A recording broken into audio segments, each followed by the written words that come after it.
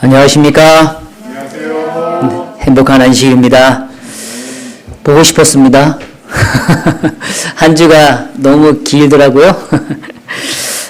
또 우리 성도님들 평안한 가운데 또 이 안식의 기쁨을 함께 누리도록 인도해 주신 하나님께 감사를 드립니다. 성도님께서 기도해 주신 덕분에 전도회도 잘 마쳤고 그리고 미주 지도자 연수회도 잘 마치고 돌아와 봤습니다. 특별히 우리 연수회에서 저희 교회를 사랑하고 또 아껴주신 우리 목사님들이 안부를 잘 전해주셨습니다. 대표해서 제가 안부의 인사를 전해드립니다.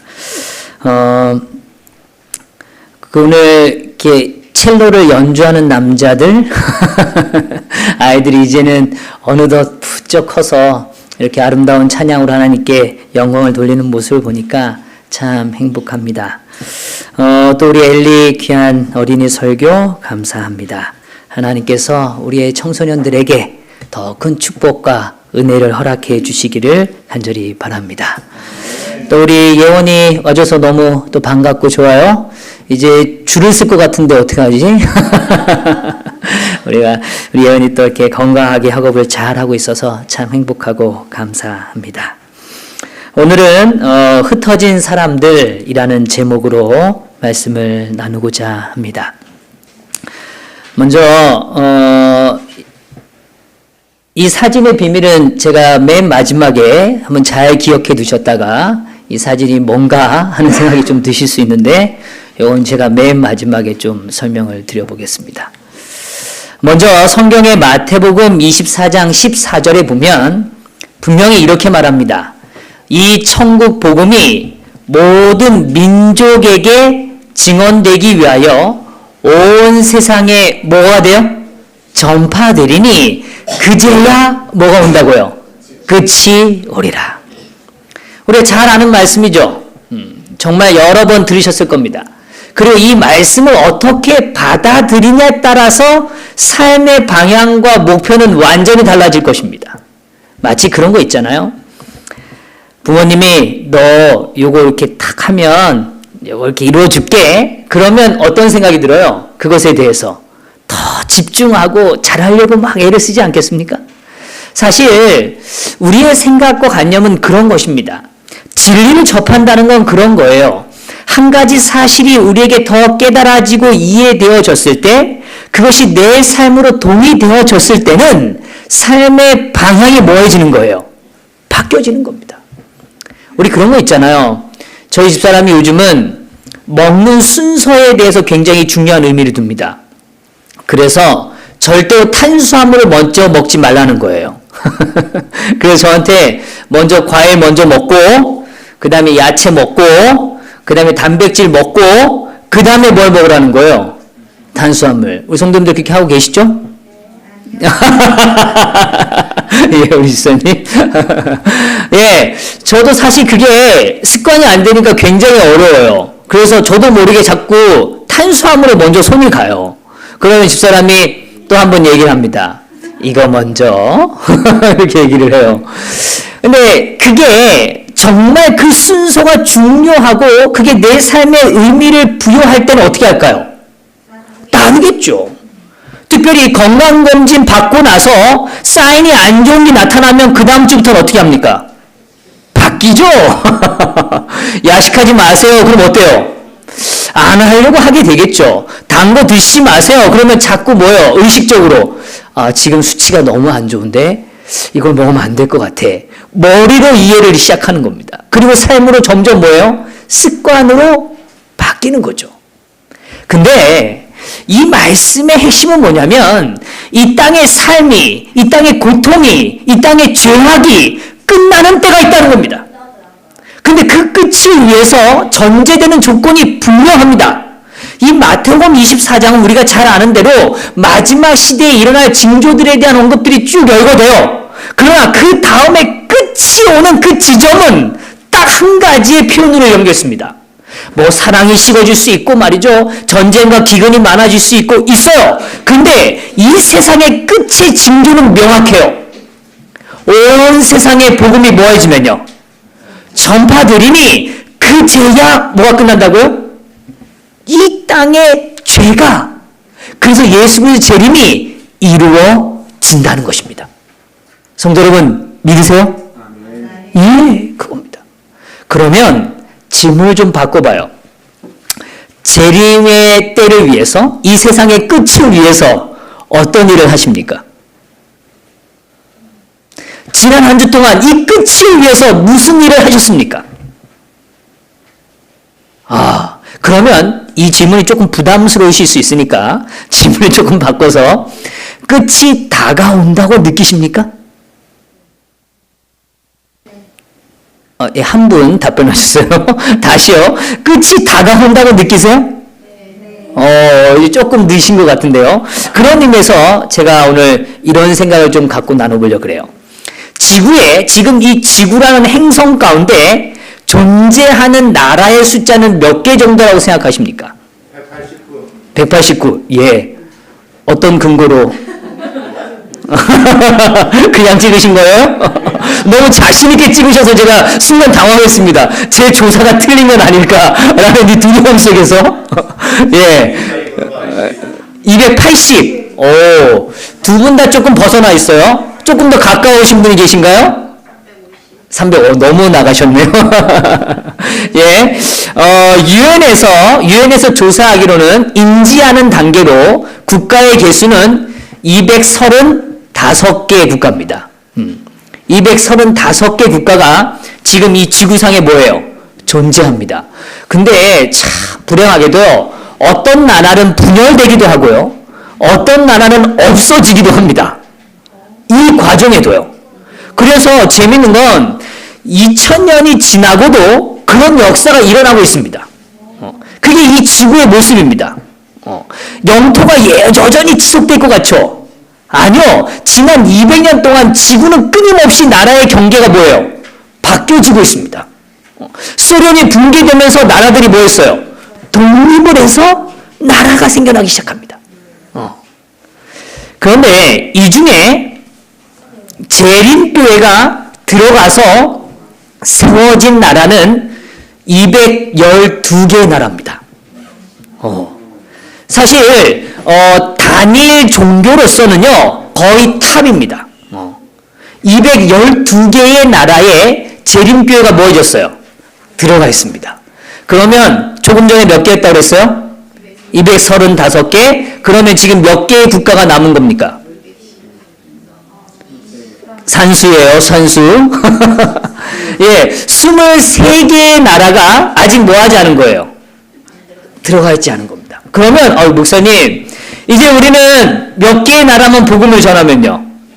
23개의 나라에만 복음을 전하면 끝이 오겠네요. 라고 말할 수 있어요, 없어요? 없어요? 있어요? 여기 지금 찬반 양론이 지금 불려되고 있습니다. 어떻게 생각하십니까? 23개의 나라에 복음이 전달되면 끝이 말씀의 약속대로 일어날까요? 왜 아니라고 생각하시죠? 받아들여요. 예, 감사합니다. 그런데 이 이야기를 조금 더 생각해 보면 모든 민족이라고 말할 때 먼저 이 세븐스데이 어드벤티스트는 255개의 언어의 복음을 전합니다. 그래서 255개의 나라의 언어가 우리가 이 재림교의 언어로, 재림교의 그 진리가 그 언어로 번역돼서 전달되고 있다는 거예요. 너무너무 사실 대단한 겁니다. 정말 대단한 겁니다. 그리고 전 세계에 약 2,400만 명 이상의 재림교인이 존재합니다. 이 숫자도 사실은 적지는 않습니다.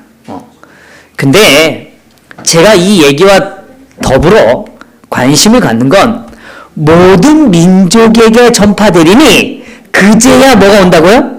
끝이 온다고 말했어요. 근데 여기서 말하는 모든 민족은 all nations입니다. 근데 이걸 원어적으로는 에드노스라는 단어를 써요. 마태복음에 에드노스라는 단어는 나라, 거버먼트, 정부가 형성되어진 나라를 이야기하는 게 아닙니다. 그러니까 언어든 문화든 어떠한 특별한 정체성을 공유하는 집단을 뭐라고 얘기하냐면 에드노스란 단어를 씁니다. 나라가 아니어도 돼요. 나라가 아니어도 어떤 문화적인 형태를 아주 밴딩을 강하게 하고 있는 어떤 민족이 존재하면 그 민족은 하나의 뭐가 되는 거예요? 에드노스가 되는 겁니다. 되셨어요? 그걸 영어 표현으로 뭐냐면 people group이라고 그래요. people group. 그냥 어떠한 사람들이 어떠한 의식 속에서 하나가 되어져 있는 그룹을 이야기하는 것입니다. 우리나라 대한민국은 한 나라, 한 민족이라고 이야기하죠. 그렇죠? 근데 우리나라처럼 그렇게 한 나라, 한 민족의 정서를 갖고 있지 않은 나라들이 굉장히 많아요.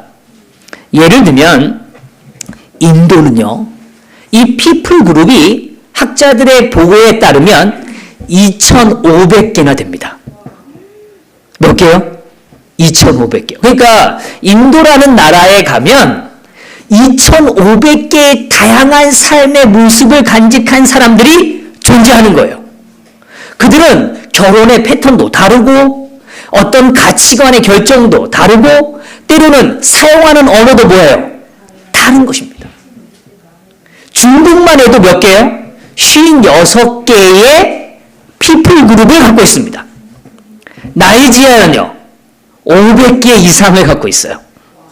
미얀마 역시 135개의 피플 그룹을 갖고 있습니다. 에티오피아도 역시요 80개 이상의 피플 그룹을 갖고 있습니다. 다양합니까? 그 숫자가 엄청나요? 예, 엄청납니다. 그래서 전 세계에 이러한 피플 그룹을 다 카운트하면 약 몇 개의 종족이 존재하냐면 17,000개의 종족이 존재합니다.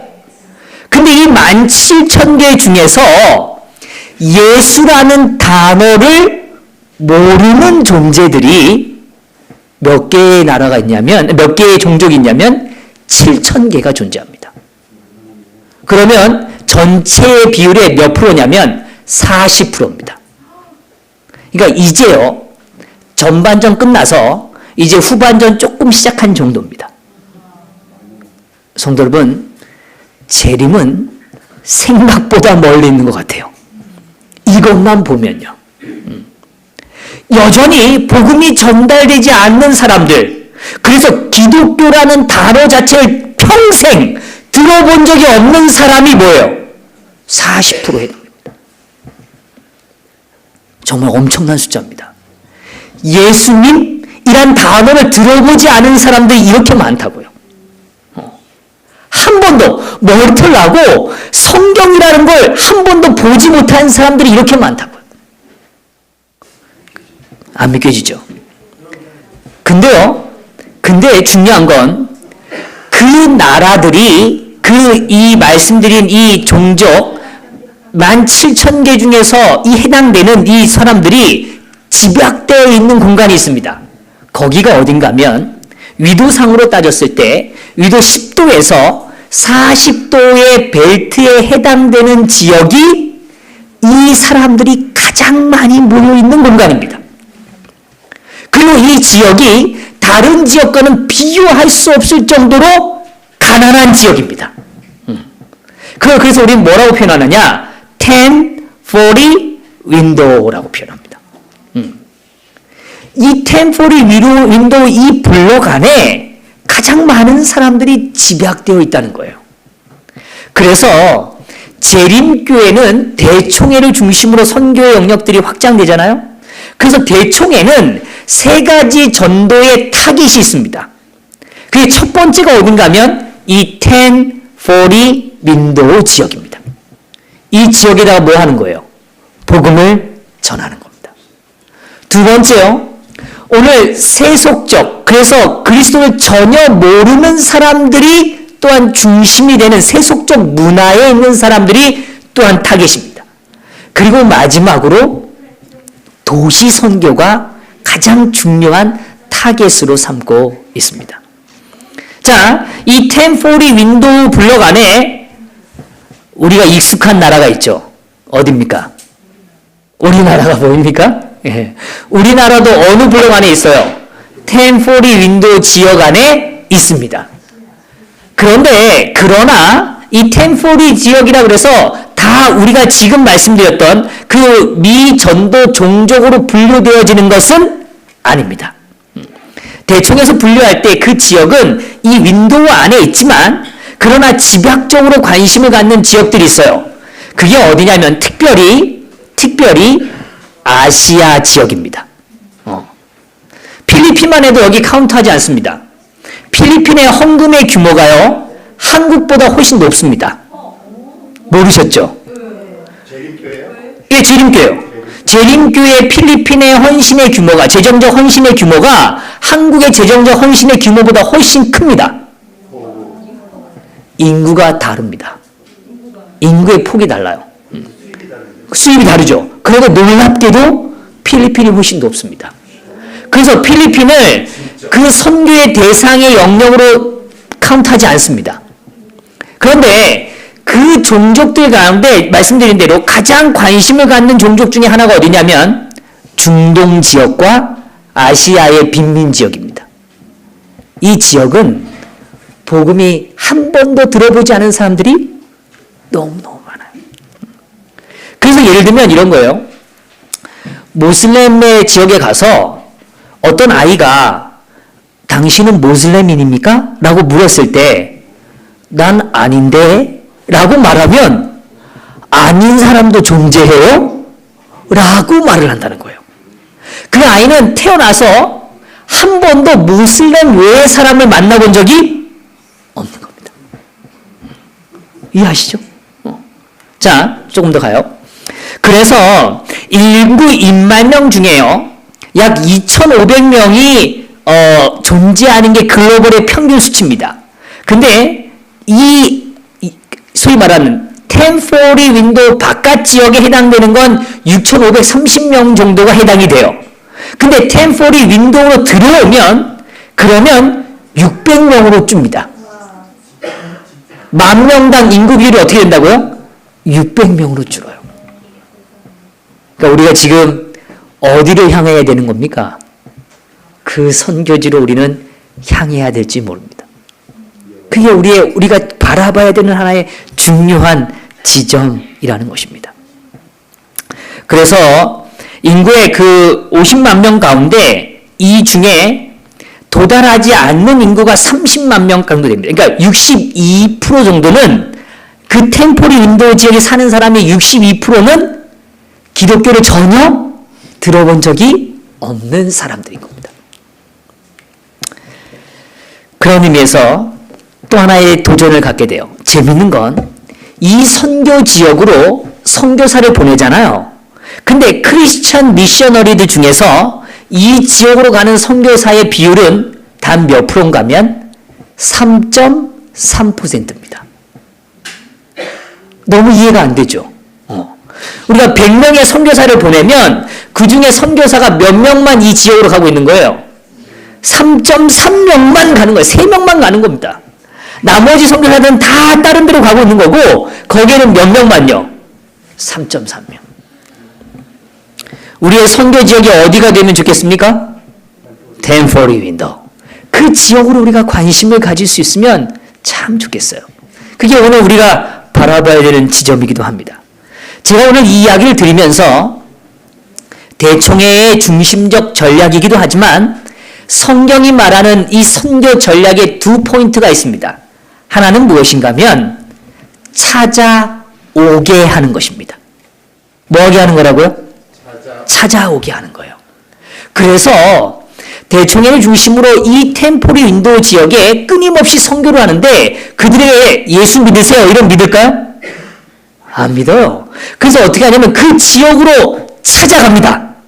그리고 그 지역에다가 뭐를 세우냐면 영향력 센터를 세워요. 그 영향력 센터라는 건 뭐냐면 지역 주민들에게 뭐 할 수 있는 거예요? 도움을 줄 수 있는 가장 필요한 영역을 제공해 주는 겁니다. 그게 어떤 때는 난민들을 돌보는 센터이기도 하고 어떤 때는 아이들의 건강 문제를 해결해 주는 센터이기도 하고 어떤 형태인지는 다 다양해요. 그 모습은 그 지역마다 완전히 다릅니다. 그런데 재림교회는 지금 어디에 집중하냐면 그 지역으로 가서 사람들이 그들의 필요를 채울 수 있는 공간으로 모아도록요. 찾아올 수 있도록 구심점을 만드는 것입니다. 그게 재림교회의 사역이에요. 그 사역은 현재 미국 안에 도심 지역에도 역시 일어납니다. 그러니까 교회의 기능 중에 하나는 무엇이냐면 지역에 있는 사람들이 그들의 필요를 해결하기 위해서 어디로 올 수 있어야 되는 거예요. 교회로 올 수 있도록 만들어야 된다는 것입니다. 그게 우리가 가진 하나의 방법이라는 거예요. 두 번째는 어떻게 하는 겁니까? 찾아가는 것입니다. 그들에게도 뭐 하는 거예요? 다가가는 거예요. 한 발 더 다가가는 것입니다. 그게 하나의 또 중요한 사역이라고 이야기하는 것이죠. 그래서 이걸 구심과 원심으로 이야기하는데 예를 들면 우리 예전에 이렇게 막 돌리는 거 많이 해봤잖아요. 예, 쥐불놀이 막 하다 보면 그 쥐불을 계속 잡고 있는 힘을 갖고 뭐예요? 돌리죠. 그 날아갈 것 같으면서도 계속 당기는 그 힘에서 계속 뭐예요? 돌아갑니다. 계속 끌어오는 그 힘을 뭐라 그러는 거예요? 구심이라고 표현하고 그 다음에 어쩌면 그 쥐불놀이 끝에 있는 그 지점은 자꾸 어디로 가려고 그래요? 밖으로 나가려고 그래요. 그 힘을 원심이라고 이야기해요. 그래서 그걸 그러니까 투안 던지기 할 때 막 돌다가 어떻게 해요? 싹 던지면 뭐 됩니까? 멀리 가장 멀리 그 힘이 거기에 응집되어서 뭐 하는 거예요? 날아가는 것입니다. 그래서 우리의 신앙의 관점은 이 두 가지가 공존해야 된다는 거예요. 하나는 뭐예요? 하나님 중심으로 끌어당기는 것입니다. 그다음 또 하나 뭐예요? 그들의 필요를 채우기 위해서 또 뭐 하는 거예요? 나아가는 것입니다. 성경에 보면 이 전략이 성서적으로 아주 명확히 등장합니다. 하나는 찾아오게 하는 거예요. 그 대표적인 인물이 누구냐면 열왕기상 10장에 등장하는 시바 여왕이에요. 이 여왕이 솔로몬의 그 지혜와 그 부의 그 아름다움의 영광을 듣고 어떻게 해요? 찾아왔어요. 재미있는 건 싱가포르에는 교회를 임대해 준대요. 절대로 공간을 살 수 있게 허락하지 않는답니다. 항상 임대만 가능하대요. 근데 그 임대의 기간이 몇 년인가 하면 30년이래요. 30년을 임대해 주는 거예요. 근데 30년이 끝난 다음에 그 공간을 더 연장을 하려면 국가에서 그 연장을 위한 프로세싱이 있대요. 그게 뭔지 아세요? 뭔 조건이 연장의 조건이 될까요? 아, 이 교회는 더 연장해도 좋아 라고 말할 때 그 연장의 조건이 뭘까요? 오, 집사님 어떻게 하셨어요? 오, 정답이에요. 그래서 실제로 30년이 딱 맞춰질 쯤에 지역사회에다가 국가 공무원이 와서 설문을 합니다. 랜덤으로 설문을 하고 조사를 해요. 그래서 이 교회가 이 지역에 존재할 이유가 있는가를 묻습니다. 거기서 어느 정도의 점수를 받으면 뭐 할 수 있어요? 연장이 됩니다. 근데 그 점수의 조건에 미달되면 어떻게 해요? 그 교회는 뭐 해야 돼요? 클로즈 된 겁니다. 성도 여러분, 우리 20년 남았습니다. 우리 알라바마 교회가 정말 지역사회에 그런 영향력을 주고 있는가? 그들의 필요를 채우고 있는가? 그들에게 설문을 했을 때, 리서치를 했을 때 그들은 이 교회의 존재에 대해서 동의하는가? 라는 게 교회의 존립의 근거라는 거예요. 그런 의미에서 나만 장군 이야기도 역시 마찬가지입니다. 나만 장군이 그 선지자의 능력과 역사를 듣고 뭐예요? 찾아오는 것입니다. 또 에디오피아 내시도 역시 그 중심으로 뭐예요? 복음에 가까이 오기 위해서 예루살렘으로 온 것입니다. 그렇게 사람들이 뭐하게 만드는 거예요? 들어오게 하는 것이 교회여야 한다는 거예요. 두 번째는 찾아가는 것입니다. 아브라함의 언약도 뭐로 시작해요? 너는 너의 본토, 친척, 고향의 땅을 뭐 하라고요? 떠나서 뭐 하라? 가라. 가라라고 얘기해요. 가라라고 얘기해요. 그곳에서 너가 거기 땅을 개간하고 거기서 정착함으로 인해서 뭐 하라는 거예요? 그 하나님의 능력을 드러내라고 이야기하는 것입니다. 그래서 보냄의 시작에는 오늘 그 한 존재가 어디를 가든 그곳에서 축복의 도구로 쓰임을 받기를 원하는 것이 하나님의 뜻이라는 것입니다. 그래서 독생자의 사역도 마찬가지예요. 예수님이 하늘의 아름다운 그 공간에 계셨지만 우리를 위해서 이 땅으로 뭐 하신 거예요? 오신 것입니다. 우리의 삶 가운데로 들어오신 거예요. 예수님의 지상명령도 마찬가지입니다. 너희는 제자를 삼아 가르치고 지키게 하라. 그 일을 위해서 너희는 뭐 하라 그래요? 가라 라고 얘기하는 거예요. 가라고 이야기하는 것입니다. 사도행전의 명령도 역시 마찬가지예요. 온 유다와 사마리아와 땅끝까지 이르러 뭐가 되리라? 증인이 되리라. 그 땅으로 나가라고 이야기하는 것입니다. 그래서 오늘 우리가 이해하는 공동체 하나님이 주신 교회의 축복의 두 가지 요소는 찾아오는 축복과 찾아가는 축복이 있다는 것입니다. 그런 의미에서 이제 오늘 우리가 살피는 한 본문에 앞서기 전에 이 창세기 12장 2절과 3절의 말씀을 좀 다시 읽어보려고 그래요. 내가 너로 큰 민족을 이루고 내게 복을 주어 내 이름을 창대하게 하리니 너는 뭐가 된다고요? 복이 될지라. 너를 축복하는 자에게는 내가 복을 내리고 너를 저주하는 자에게는 내가 저주하리니 땅의 모든 족속이 누구로 말미암아요? 너로 말미암아 복을 얻을 것이라 하신지라. 성도 여러분, 우리 성도님들의 삶이 복이 되시기를 간절히 바랍니다. 성도님들이 어디를 머무든 어느 그곳에 살든 그 공간으로부터 축복이 흘러 넘치게 되기를 간절히 바랍니다. 그게 하나님이 오늘 우리에게 주시고자 하는 뜻이라는 것입니다. 그런 의미에서 오늘 사도행전 8장 1절과 3절에 이렇게 표현해요. 사울은 그가 죽임을 당함을 마땅히 여기더라. 그날 예루살렘에 있는 교회가 뭐가 생겼어요? 박해가 생겼습니다. 여기 그냥 박해가 아니에요. 어떤 박해예요? 큰 박해가 생긴 겁니다. 사도 외에는 다 유다와 사마리아 모든 땅으로 모여졌다고 표현해요. 흩어지니라. 경건한 사람들이 스데반을 장사하고 위하여 크게 울더라. 사울이 교회를 잔멸할세 각 집에 들어가 남녀를 끌어다가 옥에 넘기니라. 사도행전 8장 4절입니다. 한번 같이 읽어볼까요? 준비되었죠? 시작. 그 흩어진 사람들이 두루 다니며 복음의 말씀을 전할세. 근데 제가 관심을 갖는 첫 번째 중요한 사실은 무엇인가 하면 흩어진 사람들은 주님의 손에 의하여 흩어졌다는 것입니다. 그래서 앞에 언급되어진 이 흩어진이란 이 두 표현은 둘 다 수동태로 사용되어져 있다는 거예요. 그래서 내가 흩어지기를 원해서 흩어져야지 이런 개념이 아니고요. 하나님께서 그들을 뭐 하셨다는 거예요? 흩으셨다는 것입니다. 성도 여러분, 이게 왜 그렇게 중요한가?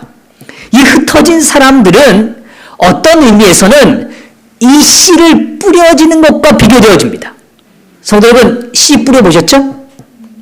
씨 뿌릴 때 고대 이스라엘 민족들은 씨를 어떻게 했는가? 이렇게 두루마리에 이렇게 잘 보관을 하고요. 밭에 나가서 어떻게 해요? 이렇게 이렇게 뿌립니다. 자, 뿌리면서 걸어요. 그래서 비유가 있잖아요. 그 씨가 길가에 떨어진 씨, 돌짝게 떨어진 씨, 옥토에 떨어진 씨로 나눠지잖아요. 그처럼 씨를 뭐예요? 뿌려지는 겁니다. 근데 성도들은 씨가 나 여기 떨어져야지, 나에게 떨어지고 싶어. 그래서 떨어집니까? 아니요. 하나님이 그의 삶을 뭐 하는 거예요? 뿌리시는 겁니다. 그 씨앗을 뿌리는 거예요. 그 씨앗이 거기에 떨어진 그 자리에서 뭐 하는 거예요? 열매를 맺도록 자라나는 것입니다. 성도 여러분, 우리가 기억할 사실이 있어요. 그것이 무엇이냐면 우리는 어려움 때문에 무엇인가 삶의 환경이 바뀌어지고 여러 환경을 직면한다고 생각할 수 있어요. 그러나 우리의 시야는 바뀌어야 됩니다. 그것이 무엇인가 하면 이제는 내가 어떤 목적을 향하여 가는 것도 의미가 있고 또 내가 뭔가 바람에 의하여 삶의 거처가 옮겨지는 것도 있지만 사실 본질적으로는 그 삶의 자리를 허락하시는 분은 누구시라는 겁니까? 하나님이라는 것입니다. 성도 여러분, 이 사실을 믿음으로 꼭 깨달아가게 되기를 간절히 바랍니다. 그래서 내가 내 거처를 정하는 개념이 아니고 누가 보내셨기 때문에요. 하나님이 나를 보내셨기 때문에 그 자리에 있게 되는 것이라는 거예요. 제가 최근에 한 논문 결과를 통해서 얻게 되는 건 박해가 그들을 새로운 곳으로 향하게 했다는 거예요. 어려움이, 고난이 그들의 삶을 새로운 자리로 옮겨 놓았다는 것입니다. 그런 의미에서 이런 질문을 드려요. 인간이 갖는 창의성, 인간이 똑같은 기계와는 다르게 입력된 대로 나오는 것과는 다르게 창의적인 내용을 만들어낼 수 있는 힘은 어디서 시작된다고 생각하십니까? 조금 쉽게 질문을 드리면 이 창의성은 언제 가장 크게 발휘될까요? 우리가 어떤 상황일 때 가장 에너지를 발휘할까요? 창의성이라는 에너지가 언제라고 생각하십니까? 평안할 때? 부족할 때요. 예, 그거를 이 심리학자는 뭐라고 얘기하냐면 문제라고 말합니다. 뭐가 있을 때요? 문제가 있을 때 가장 창의성이 발달된대요. 어떤 어려움이 직면하고 뭔가 갈등이 있고 내가 해결할 수 없다고 느끼는 그 순간이야말로 가장 창의력이 발달되고 무엇인가 새로운 일들이 일어날 때라는 것입니다. 성도 여러분, 하나님이 오늘 때로는 어려움을 허락하실 때가 있어요. 그로 인하여 우리의 삶의 자리가 바뀔 때가 있습니다. 그러나 그 일로 인하여 우리가 지금까지는 경험하지 못했던 새로움에 대한 경험을 우리에게 뭐 하고 싶으신 거예요? 주시기를 원하시는 거라는 겁니다. 그래서 여기요, 이 호밍 티어리라는 이 이론이 2016년도에 발표됐어요. 그게 뭐냐면 이 창의성은 문제나 불확실성을 직면할 때 마음속에 무질서를 줄이기 위한 아이디어와 개념을 재구성하는 자기조기적 과정이라는 거예요. 조금 어려운 표현인데 아마 다 이해하실 수 있으니까 약하고 문제나 불확실성을 가질수록 뭐가 일어나는 거예요? 창의성이 일어난다는 것입니다. 성도 여러분, 다가오는 한 주도 우리의 삶의 자리가 어떠한 형태로 어떠한 상황에 놓이든 그 일들을 통하여 하나님의 놀라운 능력을 경험하시는 저와 우리 성도님 되시기를 간절히 바랍니다. 두 번째, 흩어진 사람들은 모든 땅으로 흩어졌습니다. 이 땅은 갈 땅, 저 땅은 못 갈 땅. 아니요. 그렇게 경계를 정하지 않았어요. 어느 땅이든 어느 곳이든 그곳에는 하나님의 의도와 목적이 있다는 확신을 가졌다는 것입니다. 그게 하나님이 주시는 복음이라는 거예요. 제가 지난 연수 기간에 신영걸 박사님이 강의를 하셨는데, 신형걸 박사님이라는 분이 강의를 하셨는데 그 박사님 강의 중에 제가 너무 충격적인 하나의 이야기를 들었어요. 그게 뭐냐면 캐나다에 있는 법이 뭐냐면 안락사랍니다. 그래서 스스로 죽음을 뭐 할 수 있는 거예요? 선택할 수 있는 겁니다. 근데 놀랍게도요, 지난 한 해 동안 안락사로 삶을 종결한 사람의 숫자가 13,000명이래요. 스스로 죽음을 뭐 하는 거잖아요. 선택한 사람들.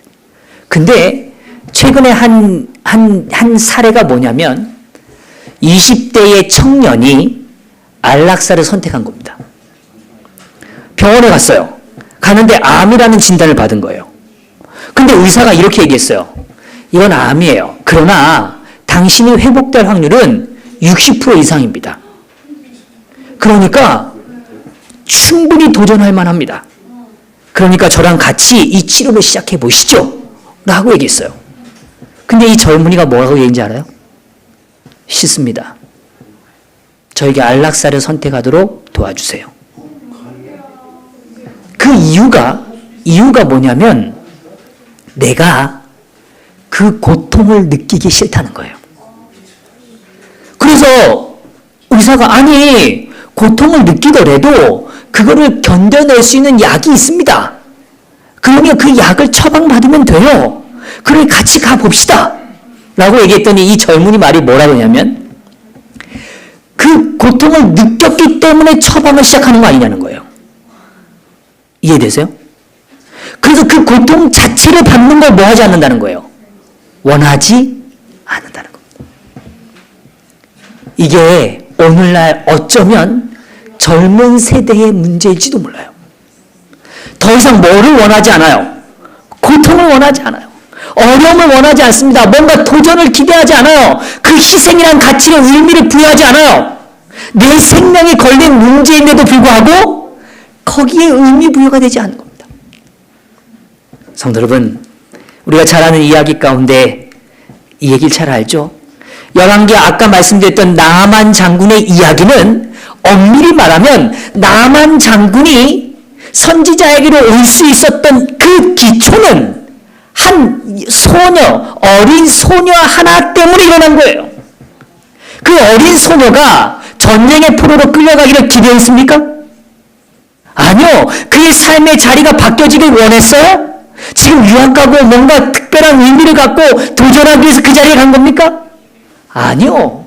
근데 그 여자아이가 그곳에 끌려갔어. 포로로 끌려갔습니다. 노예의 삶을 살고 있는 거예요. 그런데 그 아이는, 그 어린 소녀는 여전히 자신의 삶의 가치와 이 자리의 의미를 누구를 통하여 바라보는 겁니까? 하나님을 통하여 바라보는 거예요. 그 나만 장군이 문둥병에 걸려 죽어가는 그 모습을 보면서 내가 불쌍한 사람이 아니라 누가 불쌍한 사람이라고 믿는 거예요. 그 나만 장군이 불쌍해 보이는 겁니다. 그 마음이 그의 삶의 자리를 하나님의 능력의 자리로 뭐 한 거예요? 바꾸어 놓은 것입니다. 성도 여러분, 오늘 우리의 삶이 때로는 고통에 직면할 수 있고 어려움에 직면할 수 있어요. 그것이 내가 원하지 않는 공간일 수 있습니다. 그러나 그 자리를 위하여 하나님께서 영광 받으실 겁니다. 우리가 그 의미를 하나님의 말씀 안으로 확인하고 나아가시게 되기를 간절히 바랍니다. 마지막으로 세 번째, 흩어진 사람들은 두루 다니며 복음의 말씀을 전하였습니다. 그들은 그 흩어진 자리가 그냥 여기 놀러 왔지 이런 차원이 아니었어요. 어디를 가든 그 자리가 뭐가 되는 거예요? 하나님의 능력을 증언하는, 내가 보았고 들었고 경험한 사실을 나누는 자리였다는 것입니다. 그래서 여기요, 우리가 그 자리에 복음을 전하면 그것은 더 큰 축복의 자리가 되는 것입니다. 성도 여러분, 5천 명을 먹였던 사건 잘 아시죠? 그런데 예수님께서 어떻게 하셨어요? 떡에 축사하시고 그 떡을 떼서 어떻게 해요? 제자들에게 뭐 했어요? 나누어 줬습니다. 제자들은 그 떡을 들고 어떻게 했어요? 사람들이 있는 자리로 나아갔습니다. 그리고 그 나아간 자리에서 다 뭐예요? 자기 자리마다 그 떡을 뭐 하는 거예요? 떼어주는 겁니다. 그 떼어주는 축복을 통하여 그들이 하나님의 능력을 실제로 뭐 하는 거예요? 경험하고 나누고 그 축복 안에 기뻐했다는 것입니다. 성도 여러분, 우리가 여기에 모여서 이 자리에서 복음이 전파되는 것도 의미가 있어요. 그러나 우리가 이 삶이 이제 안식일이 지나고 일요일부터 우리는 각자의 삶의 자리로 돌아갑니다. 하나님께서는 그 자리로 우리를 뭐 하시는 거예요? 흩으시는 겁니다. 그 흩으신 자리에 각자의 자리가 하나님의 능력의 자리로 만들어 주시기를 원하시는 것이라는 겁니다. 성도 여러분, 오늘 우리가 이 안식에 받은 하나님의 능력과 그 축복을 한 주 동안 기쁨으로 떡을 떼듯이 나누시게 되기를 간절히 바랍니다. 그건 별거 아닌 것일 수 있어요. 누군가에게 친절을 이야기하고 사랑을 드러내고 관심을 보여주고 내 작은 것을 나누는 그 삶이 바로 축복의 한 증거라는 것입니다. 성도 여러분, 하나님은 우리를 통해서 일하기를 원하시는 겁니다. 여기 이렇게 표현했어요. 하나님께서는 온 땅에 흩어진 증인들이 없이는 이방인들에게 하나님의 뜻을 알릴 수도 없으시고 하나님의 은혜의 기이함을 보여주실 수도 없다. 성도들이 아니면 성도들 주변에 있는 어떤 이에게는 하늘의 빛이 전달될 수 없다는 걸 꼭 믿게 되시기를 간절히 바랍니다. 그리고 오늘 우리의 삶의 자리가 흩어지는 자리로, 흩어진 사람들로 이 땅을 살아가는 저와 우리 성도들 되시기를 간절히 소망합니다. 그래서 여기 마지막 사진은 이게요, 불교도, 이슬람, 그 다음에 도시에 있는 세속인들, 그리고 유대인들, 그리고 남아시안에 있는 해당되는 사람들입니다. 이들이 우리가 궁극적으로 속히 전해야 하는 이 시대의 전도의 대상자들이라는 거예요. 그래서 오늘 재림교회는 이 사역을 위해서 지금도 나아가고 있습니다. 저와 우리가 이 운동에 함께하고 있다는 사실을 잊어버리지 마시고 함께 동참하심으로 그 축복을 나누는 우리 성도들 되시기를 바라면서 말씀을 마치겠습니다.